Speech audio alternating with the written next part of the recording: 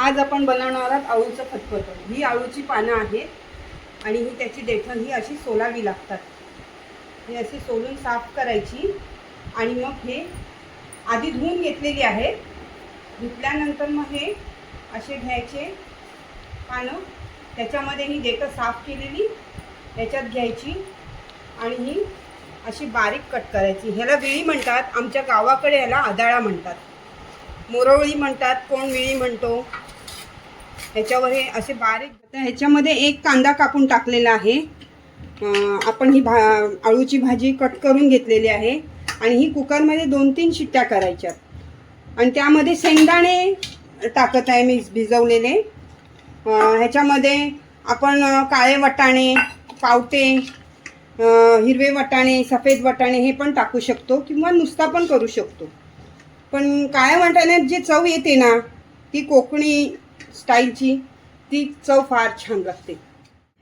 आता यामध्ये थोडं पाणी टाकते आणि 2-3 शिट्ट्या करून घेते। आता आपण कुकर उघडत आहोत आणि हे मसाले आहेत, हे मसाले याच्यात आपण टाकून घ्यायचे। हे 2 चमचे मसाला आहे, हळद 1 चमचा, गरम मसाला 1 चमचा आणि मीठ थोडं टाकलेलं होतं, हे आता थोडं टाकून घ्यायचं।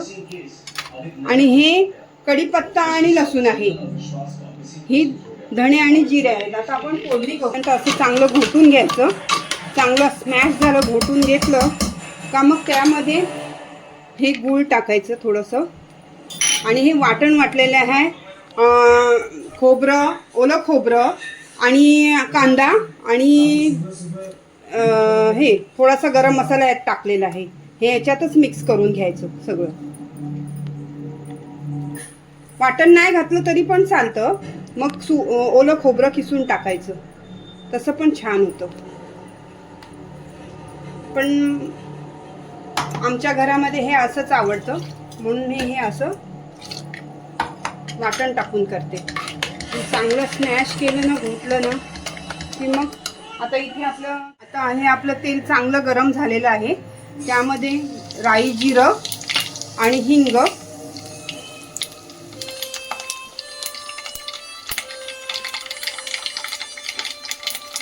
आणि हा कढीपत्ता आणि लसूण भरपूर टाकायची, लसूणची चव चांगली येते।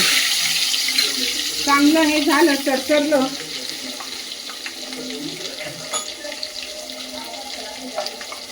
चांगली, थोडी लसूण लाल झाली का मग हे आपण आपला कुकर आहे तर यामध्ये हे करायचं। आपली लसूण चांगली झालेली आहे लाल, हे झाकायची, ती याला फोडणी चांगली लागली पाहिजे, त्या फोडणीचा स्मेल चांगला आला पाहिजे।